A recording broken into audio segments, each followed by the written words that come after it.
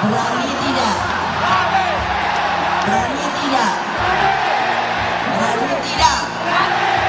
Merdeka! Merdeka! Merdeka! Menang kita!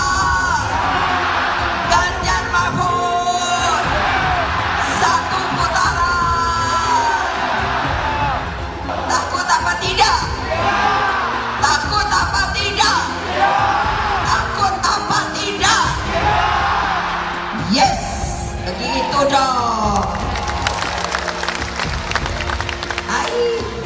Mestinya ibu nggak boleh ngomong gitu, tapi ibu udah cengkel, tahu nggak? Yang dibutuhkan di Indonesia hari ini adalah pemerataan pertumbuhan, di mana pembangunan itu dilakukan bukan hanya di satu lokasi, tapi di banyak lokasi. Karena kita menginginkan agar kesetaraan kesempatan itu muncul. Jangan sampai kita membangun hanya di satu lokasi yang justru menimbulkan ketimpangan baru. Terkait dengan IKN ya, kita berharap bahwa kalau Allah takdirkan PKS menang, maka kita akan menginisiasi bahwa ibu kota negara tetap di Jakarta. Bahwa kita bisa melakukan perbaikan karena yang brengsek-brengsek itu hanya sedikit. Hanya kebetulan dia duduk di pucuk-pucuk kekuasaan yang menentukan. Nah, pucuk-pucuk kekuasaan yang menentukan inilah yang kita ubah. Ketetapan pemerintahan kita harus bersih, saudara. Dan itu bisa dilakukan. Tidak boleh dirampas atau diganggu oleh ketata pemerintahan yang jorok. Iya kan? Tidak ada, saya tidak kampanye siapa-siapa. Pilih saja yang benar untuk ketata pemerintahan kita ini agar baik. Mengapa kita lakukan itu? Karena kita cinta kepada bangsa dan negara ini. Coba kalau rakyat kita tuh beringas, itu bisa ngamuk lihat ini. Polisi kita juga baik-baik, banyak polisi yang korup banyak, tetapi polisi itu jumlahnya 700.000 orang. Mungkin yang korup tertangkap seperti Teddy Minahasa, Sambo dan yang lain-lain itu dari 700.000 orang tuh mungkin kalau dihitung ada taruhlah 500 orang lagi. Masih kecil dibandingkan dengan 700.000 orang. Masih kecil. Iya.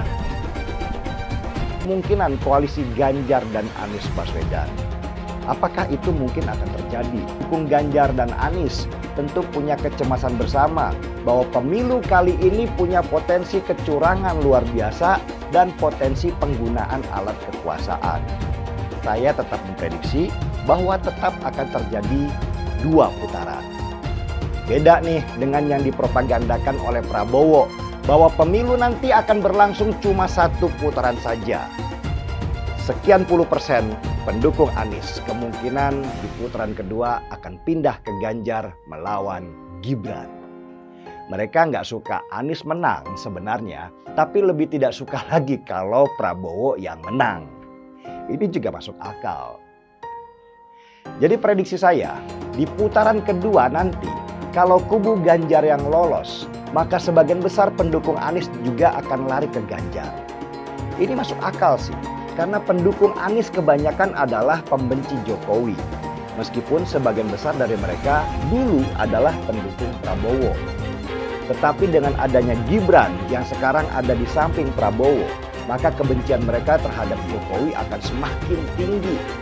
Dan lebih baik buat mereka memilih yang buruk dari yang terburuk, yaitu Ganjar Pranowo. Kiraan saya dari kacamata intelijen, itu strateginya saya lihat mungkin strategi sasarannya 1 putaran. Jadi kalau menurut perkiraan intelijen ini hari, dan kalau tidak ada perubahan yang signifikan, Prabowo, Gibran akan menang. Ini semua yang nanti siap menampung masa atau pemilihnya Anies Baswedan 2 putaran. Dengan asumsi Anies Baswedan kalah hingga 2 putaran, mereka akan masuk semua ke sini. Tidak mungkin kegamah. Itu analisa saya. Untuk seorang nasionalis, tempat berdiri saya hanya satu. Bukan pasang kaki, enggak. pasang kaki 2, 3 enggak. Hanya pasang kaki di satu tempat, yaitu di tempat orang-orang yang nasionalis, yang berwawasan kebangsaan, yang berfilsafat hidup Pancasila. Seperti Prabowo itu menyatukan diri dengan Jokowi waktu sesudah Pilpres bersatu lagi. Mereka bersatu karena punya satu wawasan kebangsaan, punya prinsip bahwa seorang nasionalis harus satu. Kalau sekarang sampai 2, itu menurut saya itu yang salah, bukannya saya yang salah. Saya tetap berdiri di prinsip bahwa nasionalisme adalah segalanya untuk Republik Indonesia. Istimewa ulama yang kali ini menurut saya sesuatu yang sangat penting. Walaupun jauh sebelum istimewa diselenggarakan, umat itu sudah boleh dikatakan mengerucut, ya, menjatuhkan pilihan pada pasangan Anies dan Muhaimin. Komando ulama itu antara tentu saja Habib Rizik Syihab. Tentu tidak ada cek yang gratis, ya, cek kosong nggak ada. Ada sejumlah fakta integritas yang harus disepakati oleh pilihan yang akan dipilih. Mengenai kriteria pemimpin dan calon pemimpin yang menuju konstelasi politik di 2024 ini. Maka dengan bulat acara istimewa ulama ini mendukung penuh calon capres dan cawapres Pak Anies Baswedan dan Pak Muhaimin Iskandar. Pasangan Amin ini dibandingkan 2 yang lainnya jauh lebih dekat hubungannya dengan umat Islam. Istimewa ulama merekomendasikan Pak Anies dan Pak Muhaimin sebagai capres 2024 dan akan memberikan dukungan setelah fakta integritas ditandatangani. Hari ini ketimpangan adalah potret Indonesia. Pembangunan adalah membangun manusianya, bukan membangun jalannya, sekedar barang-barang yang bisa difoto. Pembangunanlah tentang manusia, bukan tentang infrastruktur. Itulah pembangunan. Alhamdulillah kami coba lakukan ini di Jakarta, dan kemudian bangunan itu namanya Jakarta International Stadium menjadi salah satu megastruktur terbesar di dunia. Kami melihat pentingnya untuk bisa mengembalikan kewibawaan pengadilan, prinsip-prinsip penegakan hukum, prinsip-prinsip penegakan keadilan harus dikembalikan, dan tidak lagi ada kriminalisasi pada siapapun, termasuk ulama, termasuk oposisi. Saya selalu menggaungkan yang namanya narasi keberlanjutan, narasi penyempurnaan. Jadi nggak ada yang namanya arah baru atau perubahan. Kalau surveinya bagus, kita kerja keras lagi biar bisa satu putaran. Bahwa sudah saatnya pemuda memimpin bangsa Indonesia. Prabowo Gibran.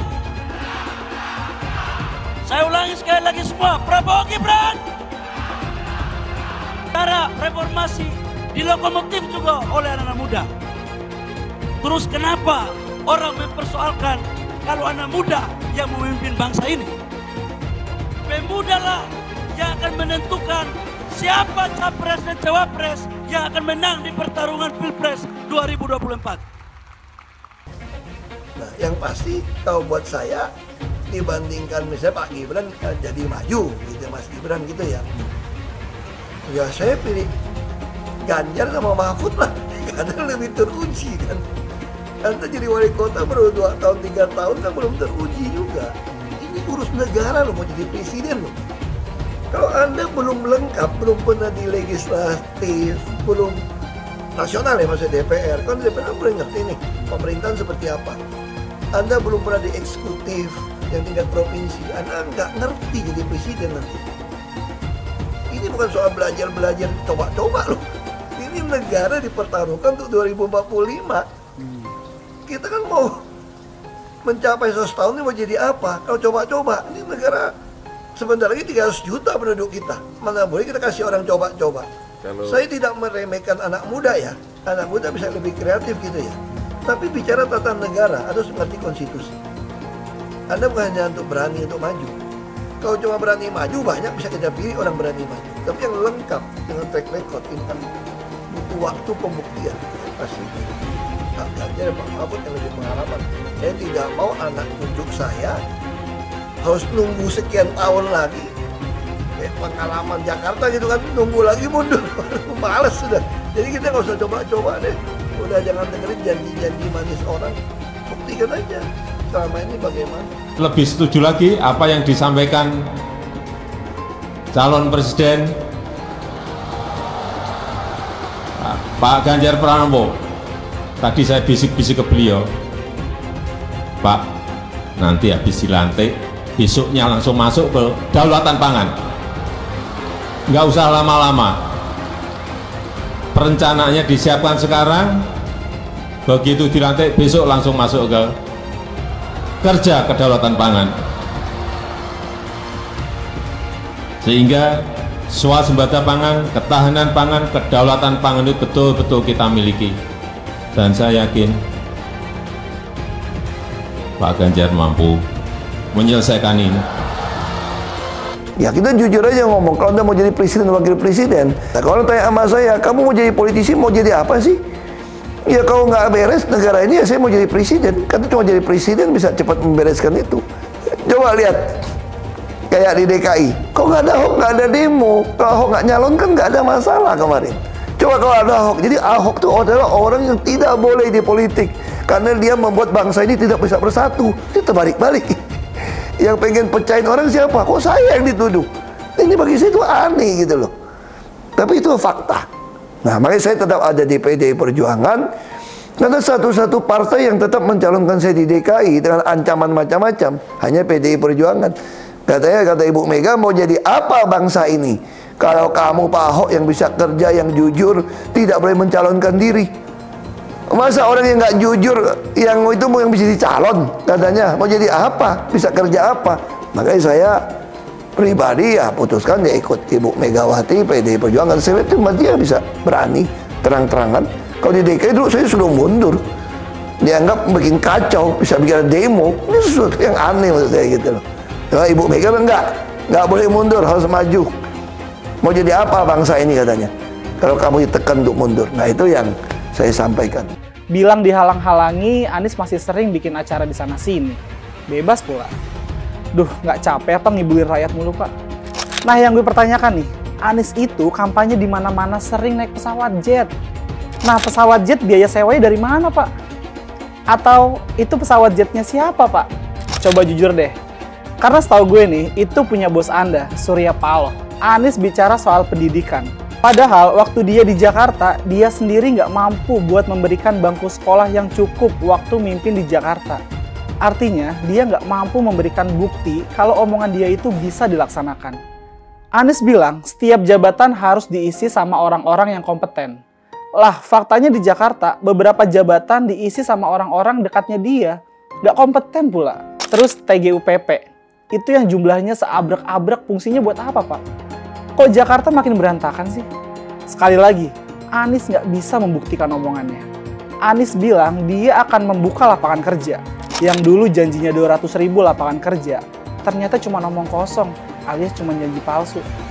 Soal pembangunan yang berkelanjutan. Dia bilang di Jakarta dia udah meneruskan yang udah baik.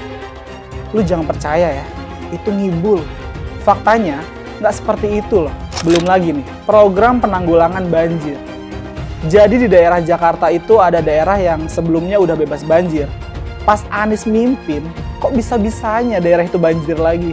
Gimana nggak banjir kalau kalinya udah nggak pernah dikeruk sama dibersihin, Pak? Kalau soal Jakarta, gue bisa bicara banyak deh.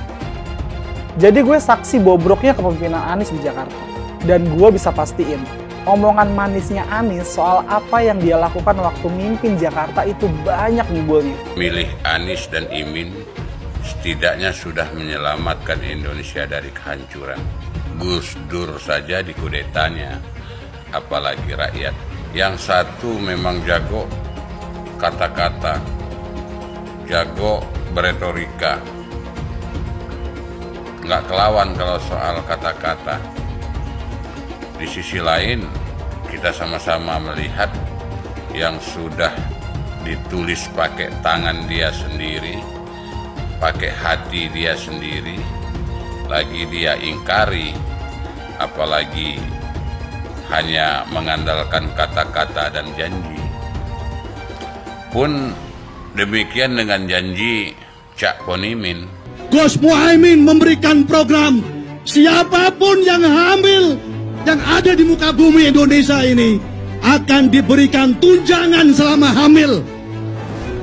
Karena itu yang masih jomblo secepatnya nikah, hamil, dibiayai kehamilannya oleh Gus Muhaimin. Akan mendapatkan subsidi, akan mendapatkan tunjangan rata-rata 6 juta selama kehamilan.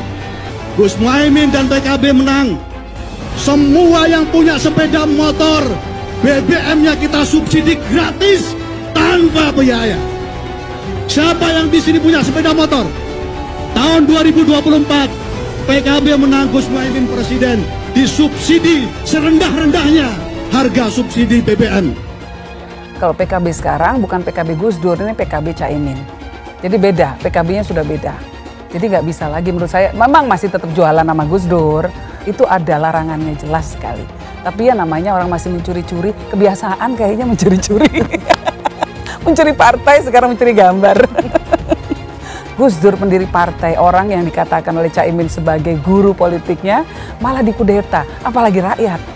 Susah kan mau milih pemimpin seperti itu nanti? Pak Prabowo hari ini adalah calon presiden dari Partai Gerindra.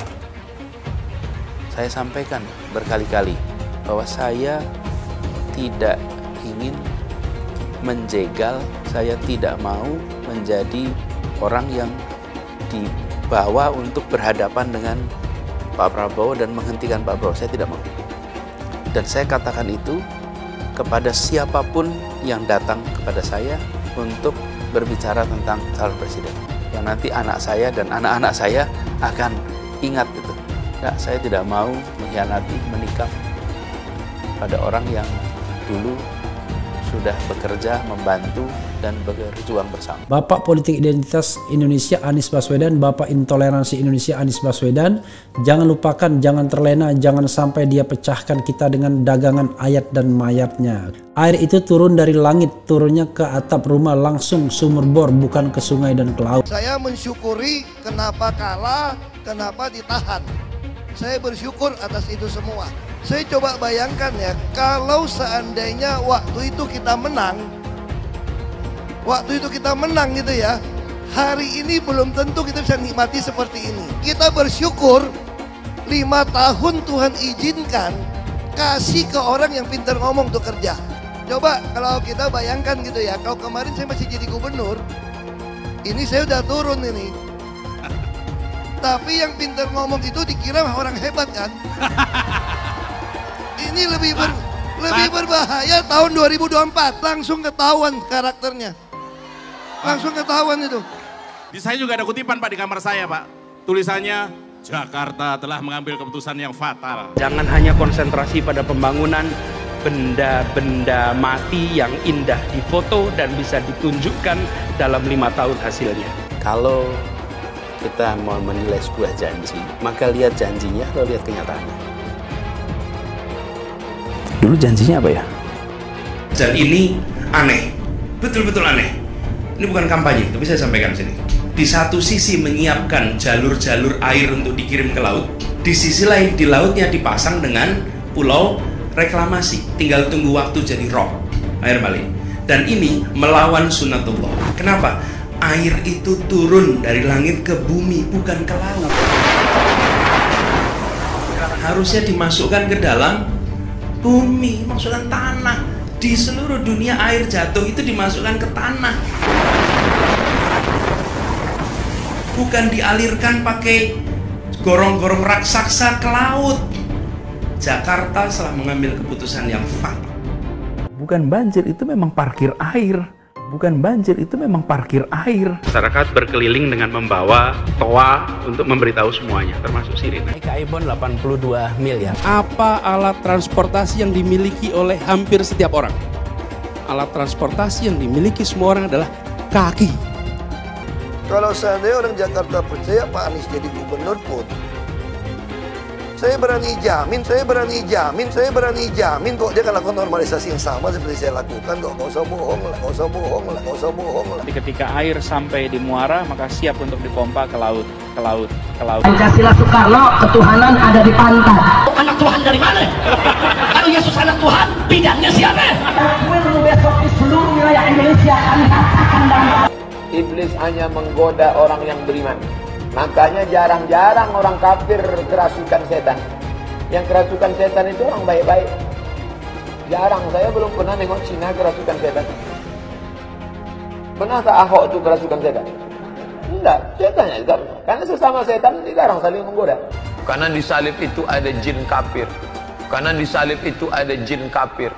Karena di salib itu ada jin kafir. Haleluya. Kepalanya ke kiri apa ke kanan? Kepalanya ke kiri apa ke kanan? Tetap percaya salib itu lambang mulia, bukan jin. Kok ketawa? Aku nggak nyindir siapa-siapa loh. Saya nggak pernah mundur untuk kebenaran, keadilan, kejujuran, dan peri kemanusiaan. Gue nggak pernah mundur. Dan gue nggak pernah takut juga sama lu.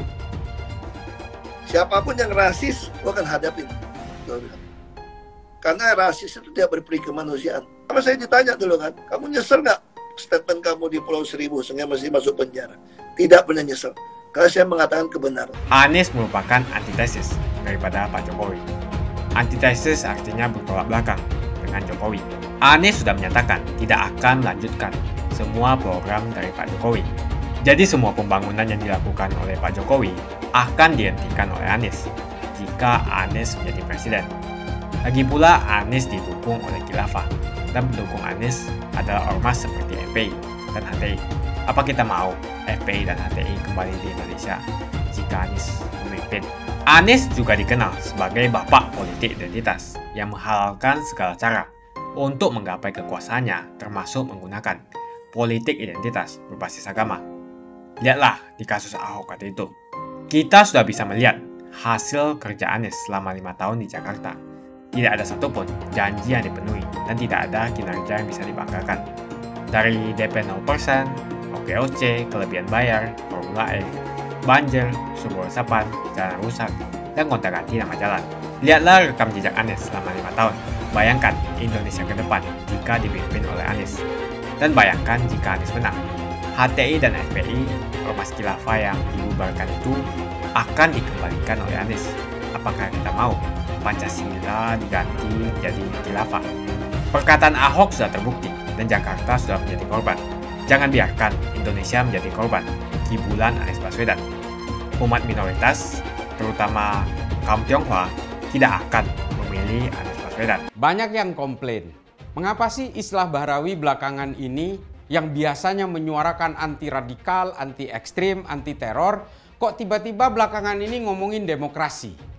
Nah, ini yang akan saya jawab di sini, bahwa kalau kita bergerak pada tataran melawan radikalisme, maka kita pasti akan bicara tentang demokrasi. Mengapa begitu? Karena kelompok radikal, ekstrim, teror yang mengatasnamakan agama pasti mengharamkan demokrasi. Oleh karena itu saya jawab di sini bahwa mengapa hari ini saya melakukan perlawanan terhadap kelompok-kelompok yang berusaha membajak jubah-jubah konstitusi. Karena saya dalam hal ini konteksnya adalah melawan kelompok radikal, ekstrim, dan teror. Kalau kemudian hari ini saya berbicara tentang pembuntungan demokrasi oleh kelompok-kelompok oligarki politik di Indonesia, maka ini juga bagian dari perlawanan terhadap kelompok-kelompok ekstrim kiri maupun kanan. Oleh karena itu, nonsens kita berbicara tentang perlawanan terhadap kelompok-kelompok radikal, kelompok teror, kelompok ekstrim, kelompok-kelompok kiri ataupun ekstrem kanan tanpa kita berbicara tentang purifikasi demokrasi. Kalau kita berbicara kelompok teror, mereka menganggap bahwa demokrasi adalah produk manusia yang selalu diharamkan oleh mereka. Di Indonesia hari ini, demokrasi telah dikhianati. Presiden kita berusaha memaksakan anaknya menjadi cawapres. Jadilah kemudian negara ini negara yang berbasis demokrasi tapi dibajak serasa monarki. Ini yang membuat kami kemudian merasa sakit hati kepada kelompok-kelompok yang hari ini berusaha mengerdilkan demokrasi. Hari ini kalau kita mau berbicara melawan kelompok-kelompok kanan yang selalu berusaha membawa sistem politik masa lalu ke hari ini yang dianggap sebagai ideologi paling ideal, mereka pasti akan mengharamkan demokrasi. Oleh karena itu, kalau saya kemudian selaku seorang praktisi yang berusaha melawan kelompok-kelompok radikal ekstrim dan teror, pada sisi lain berusaha untuk menjaga kemurnian demokrasi, itu juga adalah bagian dari perlawanan. Kalau saya hari ini melawan Pak Jokowi karena Pak Jokowi berusaha mengubah konstitusi lewat Mahkamah Konstitusi, itu adalah bagian dari upaya pembuntungan demokrasi. Sementara Pancasila hari ini seolah-olah hanya tinggal slogannya saja. Karena Pak Jokowi memaksakan anaknya untuk menjadi cawapres di saat dia sedang menjadi presiden yang existing di dalam dunia demokrasi. Nah, ini yang kemudian akhirnya semua aparatur negara dipakai oleh Pak Jokowi untuk mengglorifikasi dan mengamplifikasi anaknya. Ini yang kemudian kita lawan hari ini. Bahkan di berbagai negara yang menganut paham demokrasi dimanapun, tidak ada yang menunjuk anaknya menjadi cawapres berikutnya ketika bapaknya sedang menjabat. George Bush di Amerika, yang kemudian diteruskan oleh anaknya menjadi presiden, itu pun setelah George Bush sudah lengser dari kepresidenan Amerika. Oleh karena itu, biarkan kami beserta teman-teman yang lain ini juga ikut mengamankan demokrasi yang berbasis meritokrasi. Orang-orang yang menjadi pimpinan bangsa ini di masa depan harus berbasis kepatutan dan juga kemampuan. Bukan karena dia anak presiden, bukan dia kerabat presiden, dan juga bukan bagian dari oligarki yang dielus dan juga dijaga untuk mengawetkan kekuasaan kepemimpinan. Ini adalah republik, bukan kerajaan. Ini adalah demokrasi, bukan monarki. Oleh karena itu, kalau kita kemudian ikut serta bersama Pak Jokowi melakukan pembuntungan demokrasi, lalu apa bedanya kita dengan Abu Bakar Bashir, Jamaah Ansarud Daulah dan seterusnya dan seterusnya. Sekali lagi saya katakan bahwa mari kita jaga demokrasi untuk melawan kelompok-kelompok ekstrim, kelompok-kelompok radikal dan juga kelompok-kelompok teror yang mengatasnamakan ideologi apapun. Kawan-kawanku sekalian, saya tetap tidak akan pernah lengser dari perjuangan saya untuk melawan radikalisme. Sementara di sisi lain, kita juga harus menjaga demokrasi ini sebagai entitas perlawanan terhadap kelompok-kelompok yang ingin menumbangkan NKRI, yang ingin menumbangkan Pancasila, dan mereka yang punya niatan-niatan untuk membawa bangsa ini ke arah intoleransi. Semakin dekat Pilpres, relawan Anies semakin beringas dan Anies semakin galau. Dengan menggunakan politik identitas, relawan Anies akan menggulingkan Jokowi. Relawan Anies yang mayoritas mengasung khilafah seperti kadrun FPI dan HTI ingin melengsarkan Pak Jokowi. Tapi pendukung Anies lupa bahwa 82% penduduk Indonesia suka dengan kinerja Pak Jokowi. Saya pikir kalau terjadi baku hantam, maka ada 82% yang akan menghajar kadrun pengasung khilafah itu. Kalau melihat perkembangan koalisi politik yang paling agresif memperluas basis kerjasama yang sudah konkret adalah koalisi Ganjar. Sejak Ganjar diumumkan oleh PDIP, sudah resmi koalisi Ganjar ini didukung oleh 3 partai, yaitu P3, Hanura, dan juga Perindo. Nasdem pun semakin pusing melihat Anies, karena elektabilitas Anies semakin jatuh. Dan banyak kader-kader Nasdem terjerat kasus korupsi, seperti belakangan kasus korupsi BTS. Kasus korupsi 8 triliun yang dilakukan oleh kader terbaik Nasdem yaitu Johnny G. Plate, ini sangat menghantam Partai Nasdem, Menteri dari Kementerian Pertanian, di mana ini juga adalah dari Partai Nasdem. Apalagi belakangan ada 120.000 kader dari Partai Nasdem pindah ke Partai Perindo. Semenjak Nasdem mengusung Anies, banyak sekali petaka yang diterima oleh Nasdem. Apakah ini merupakan karma dari Ahok? Silahkan komentar di kolom komentar. Yang jelas saya tidak akan memilih Anies, karena Anies bukan pribumi yang jelas. Dan Anies juga merupakan antitesis daripada Jokowi. Antitesis artinya bertolak belakangan dengan semua kebijakan Jokowi. Anies sudah terang-terangan menyebutkan dia tidak akan melanjutkan kinerja dari Pak Jokowi. Tidak ada infrastruktur yang akan dibangun jika Anies memimpin Indonesia 5 tahun ke depan. Lagi pula Anies juga didukung oleh khilafah dan pendukung Anies dari ormas seperti FPI dan juga HTI. Apa kita mau FPI dan HTI kembali di Indonesia jika Anies memimpin?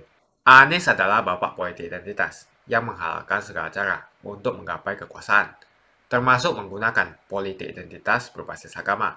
Kita lihat di kasus Ahok. Kita sudah bisa melihat kinerja Anies selama 5 tahun di Jakarta, dan ini merupakan rekam jejak Anies Baswedan.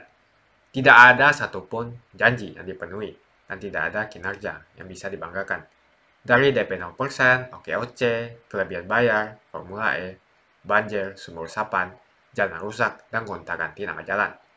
Jadi saya rasa tagline perubahan yang diusung Anies adalah tagline merubah kata korupsi menjadi kelebihan bayar, supaya semua koruptor tidak dijerat oleh pasal korupsi.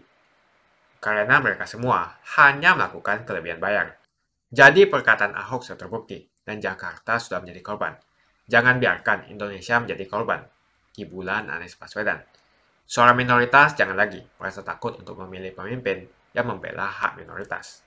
Karena Anies jelas hanya memanfaatkan suara minoritas untuk mendapatkan suara.